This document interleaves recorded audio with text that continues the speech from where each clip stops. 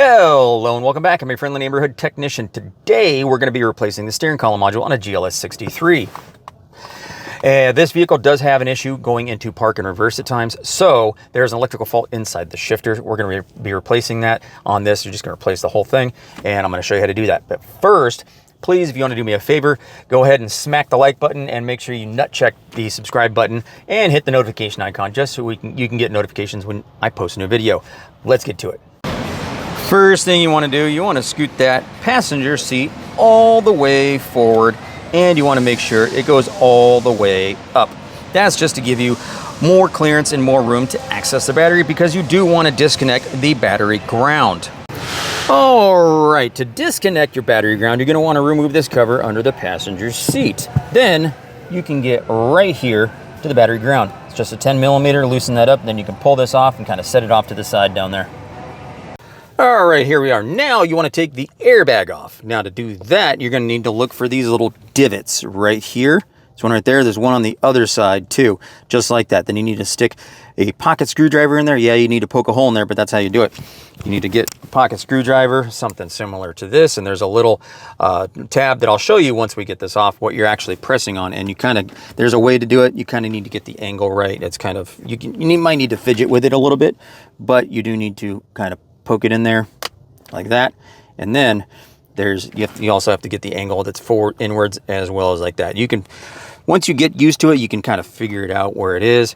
And let's see here, then when you get it just right, I might need a different pocket screwdriver too, because there's a little lever, almost like a retention spring, but it's flat and or it's straight. I might need a different pocket screwdriver. Yep, let me try to find a different one. Okay, here we got a plain Mac pocket screwdriver, and you kind of want to get it almost not too far down, kind of up a little bit, and then you're going to kind of want to get it pointed towards the rear of the car a little bit. If you get in there, you can kind of feel the spring itself. Let's see here if I can do it one-handed. Well, you can kind of feel and press on it. You can see how the airbag kind of pops out a little bit, just like that. It helps if you have two hands and you can kind of pull it out a little bit. See how it's pulled out like that now? That's released. Sometimes they just spring right out, but other times they can be a little difficult, just like this one is being.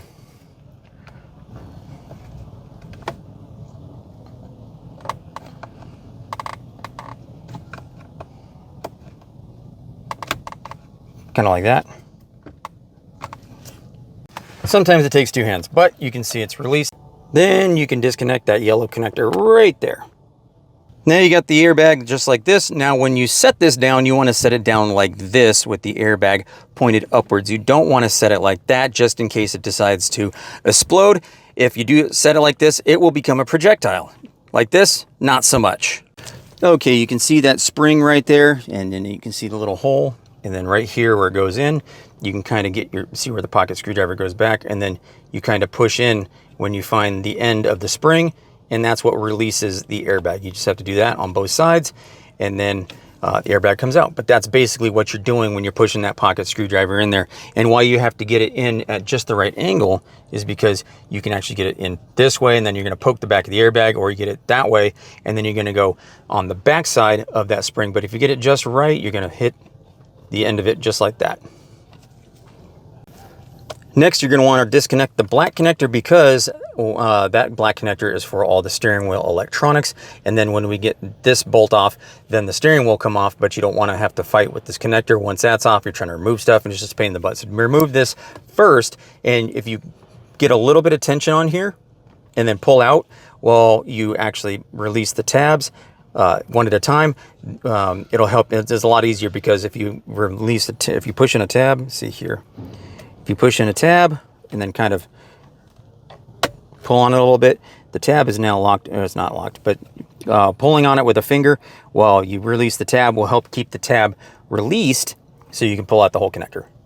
Now you're going to want to remove that. I believe it's an 11 millimeter socket or a 10 millimeter Allen. I forget which one. I do have one specific Allen socket for it, and it's the only one I use for this because you can tell because this is not very deep, and it's the socket is worn just as deep as that bolt goes. And that is a 10 millimeter. So once there's a spring in there, that's not really, it's a little springy, but once you get it in there, it's kind of, you have to get it in here.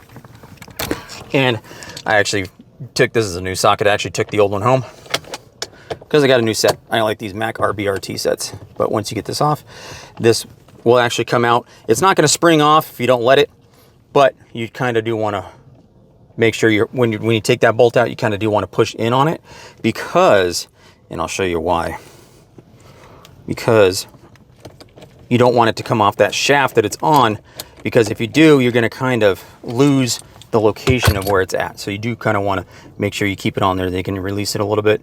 So right now it's just sitting there, but we can actually see where it's actually sitting.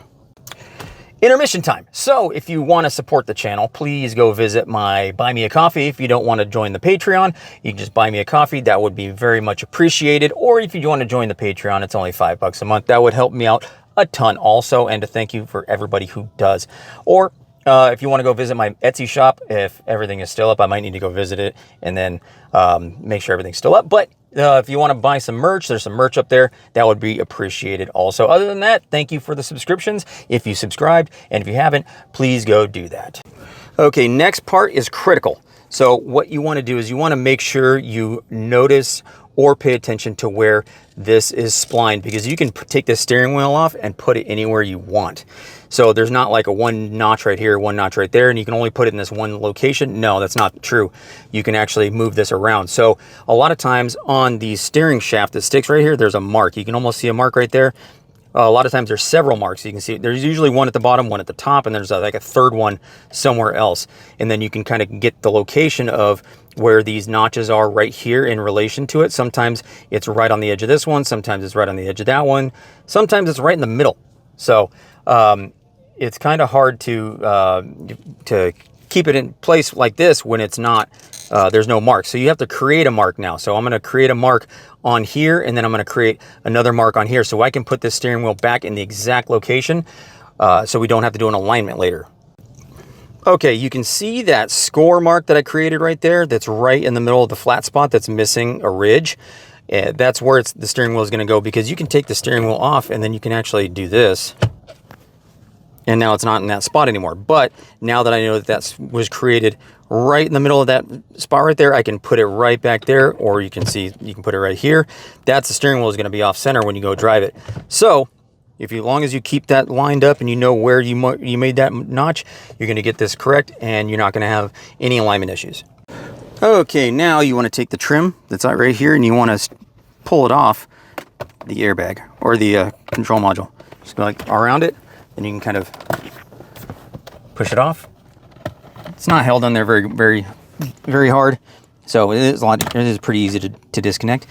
Go like that, and then basically once you get to this point, you can jiggle it side to side and pull outwards, and it'll come off. Now what you want to do is, there is a connector with a little tab on it that I'll show you how to remove, but there is a connector, so don't want to yank on it too hard. One thing you can also do is take the steering wheel and put it all the way inwards. That helps also. Now this specific steering column module has a tab that when the steering wheel's off, see how you want that tab right there?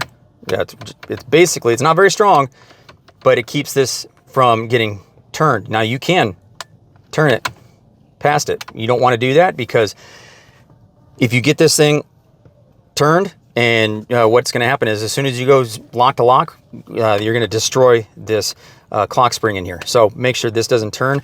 A lot of the older versions of this don't have that. So you can actually take, when the steering wheel's off, you can take this and just rotate it.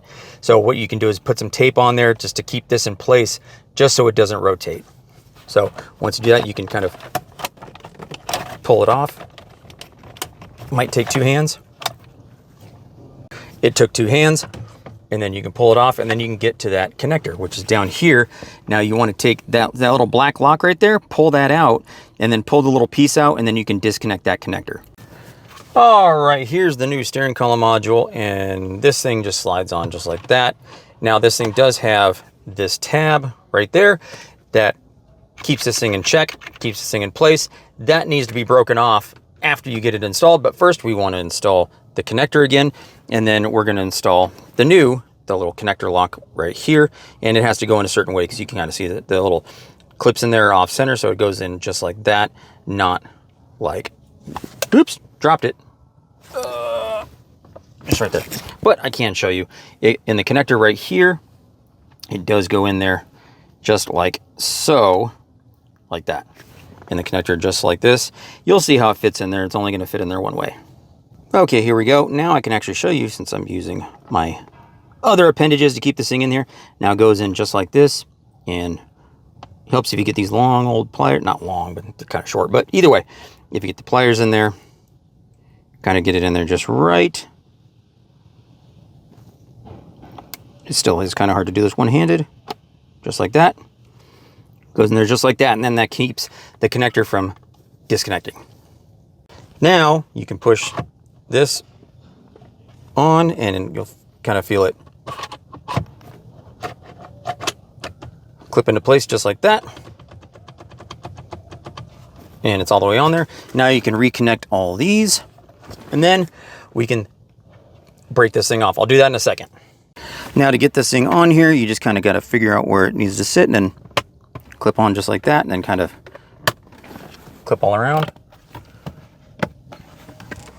Oops. Just like that, and you can see it's all the way around. That's it.